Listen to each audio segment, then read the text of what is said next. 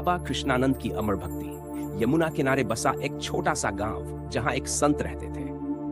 वे सांसारिक मोह से परे केवल श्री कृष्ण की भक्ति में लीन थे।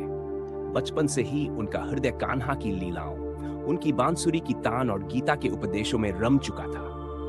उन्हें न यश चाहिए था न धन, बस एक ही लालसा थी, अपने आराध्य के दर्शन। युवा होते ही उन्होंने संसार त्याग दिया।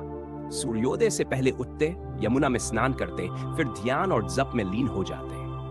अपने हाथों से एक छोटा सा मंदिर बनाया जहां एक साधारण कृष्ण प्रतिमा स्थापित कर दी। दिन रात कीर्तन और उपवास उनके जीवन का नियम बन गया। समय बीता, बाबा वृद्ध हो चले, बाल सफेद, शरीर दुर्बल, पर भक्ति अटल। गांव वाले उपहास उड़ाते, बाबा तुम्हारा कृष्ण अब तक नहीं आया। बाबा बस मुस्कुरा देते, वे सदा मेरे पास है, बस मैं देख नहीं पाता, पर एक दिन अवश्य आएंगे।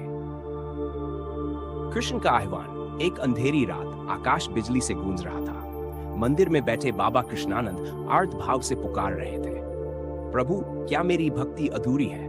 क्या मैं आपके योग्य नहीं? अचानक मंदिर दिव्य प्रकाश से जगमगा उठा। हवा में मधुर बांसुरी की तान गूंज उठी और फिर एक कोमल स्वर, बाबा मैं सदा तुम्हारे साथ था, पर जब प्रेम निष्काम हो जाएगा, जब कोई इच्छा शेष नहीं रहेगी, तभी तुम मुझे देख पाओगे। बाबा को सत्य का बोध हुआ।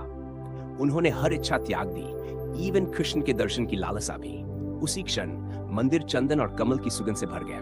बाबा ने आंखें खोली और सामने स्वयं श्री कृष्ण, नीलवर्ण, मोर मुकुट, बांसुरी हाथ में, अधरों पर मंद मुस्कान। बाबा भाव विह्वल होकर चरणों में गिर पड़े।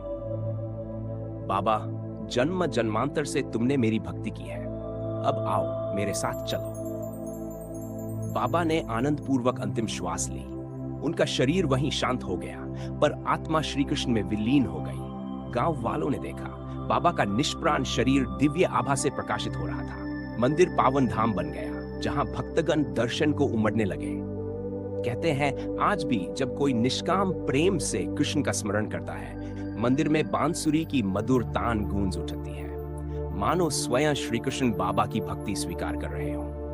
जो प्रेम में समर्पित होता है उसे कृष्ण अवश्य मिलते हैं।